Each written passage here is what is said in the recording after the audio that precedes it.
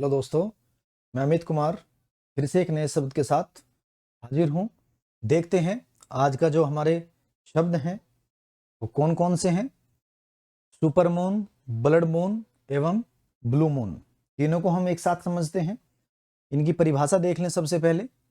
जब चंद्रमा पृथ्वी के निकटतम होता है तो इसे सुपर मून अथवा पेरिजी के नाम से हम जानते हैं।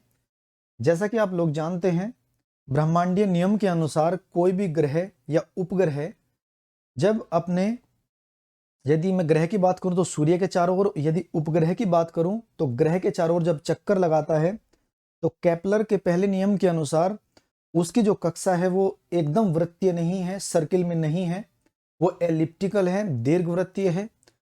उसी प्रकार यदि मैं चंद्रमा की बात करूं, जब वो पृथ्वी के चारों ओर चक्कर लगा रहा है तो उसकी कक्षीय जो स्थिति है वो भी एलिप्टिकल है, दीर्घवृत्तीय है। एक समय या एक टाइम ऐसा होगा जब चंद्रमा पृथ्वी के सबसे निकटतम आएगा, और एक टाइम ऐसा होगा जिसमें चंद्रमा पृथ्वी से सबसे दूर स्थिति पर मौजूद होगा।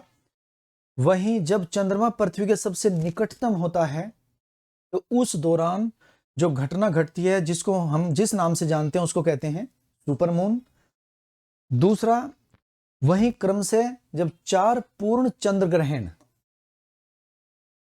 की घटना होती है तो उसको संयुक्त रूप से क्या कहते हैं? Blood moon. ध्यान रखिएगा, जो चंद्र ग्रहण होंगे वो 4 होने चाहिए और पूर्ण चंद्र ग्रहण हो टोटल, उनको संयुक्त रूप से जो जिसको हम जानते हैं उसको कहते हैं ब्लड मून। वहीं किसी कैलेंडर महीने में जब 2 पूर्णिमाएं होने की घटना होती है तो उसको ब्लू मून कहते हैं। कैलेंडर महीना यानी कि 1 तारीख से लेकर और लास्ट जो तारीख है उस महीने की, उसके बीच यदि 2 पूर्णिमाएं हो जाएं तो उसको ब्लू मून कहते हैं। यहां पर मैं आपको याद दिला दूं, ब्लू मून का अर्थ ये नहीं है कि चंद्रमा का कलर ब्लू हो गया है। ये ध्यान रखिएगा, जिस महीने में 2 पूर्णिमाएं होंगी उस स्थिति को ब्लू मून कहेंगे। देखते हैं अब इससे जुड़े हुए जो कुछ सवाल हैं हमारे, उन पर नजर डालते हैं। पहला जो सवाल है वो है what does the moon look like, यानी कि सुपर मून की जो घटना होती है उस दौरान चंद्रमा सामान्य तौर पर जैसा दिखता है वैसा ही दिखता है या इसमें कुछ परिवर्तन आता है? बिल्कुल परिवर्तन आपको मिलेगा इसमें। यानी कि सुपर मून की घटना के दौरान सामान्य तौर पर जो चंद्रमा हमें दिखाई देता है उससे 14% वो बड़ा नजर आएगा, जबकि यदि इसकी चमक के आधार पर इसकी मैं बात करूं तो ये सामान्य तौर पर जितना वो चमकीला है उससे 30% अधिक चमकीला आपको ये नजर आएगा। ये सुपर मून की घटना के दौरान है जब चंद्रमा पृथ्वी के निकटतम होगा। वहीं मैं एक तथ्य और आपको याद दिला दूं जो हमने पिछली क्लास में डिस्कस किया था, जब भी पूर्ण सूर्य ग्रहण होगा वो सुपर मून की घटना के दौरान ही होगा, यानी कि जब चंद्रमा बिल्कुल निकटतम पृथ्वी के होगा तभी टोटल जो सूर्य ग्रहण की घटना होगी वो तभी होगी जब सुपर मून की स्थिति रहेगी। दूसरा जो हमारा सवाल है, why does the moon appear red, यानी कि ब्लड मून के दौरान जो चंद्रमा हमें लाल दिखाई देता है वो क्यों दिखाई देता है, किस कारण से वो हमें लाल नजर आता है? समझते हैं इसको। ये हमारा सन है, ये हमारी अर्थ है और यहां पर मून है।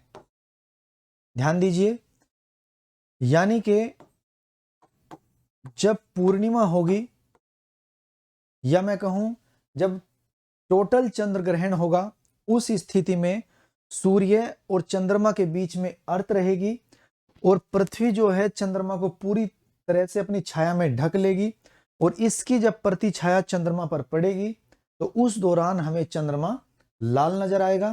तो ये आपको ध्यान रखना है कि जो ब्लड मून की घटना है वो कब घटित होगी। यहां से हमने देखा पूर्णिमा या चंद्र ग्रहण के दौरान, और चंद्र ग्रहण भी कैसा? पूर्ण चंद्र ग्रहण, जिसमें कि पृथ्वी चंद्रमा को पूरी तरह से ढक लेगी।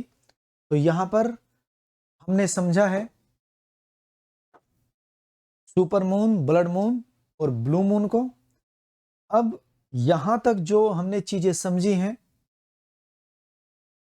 मोटे तौर पर मैं बताऊं, यानी कि कॉस्मोलॉजी का जब हम अध्ययन करते हैं तो इसको दो पार्ट में डिवाइड करते हैं,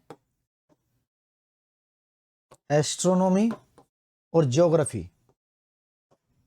अभी तक हमने ज्योग्राफी में एंटर नहीं किया है, केवल हम जो एस्ट्रोनॉमी है वहीं तक हमने जो बेसिक्स हैं उनको समझा है।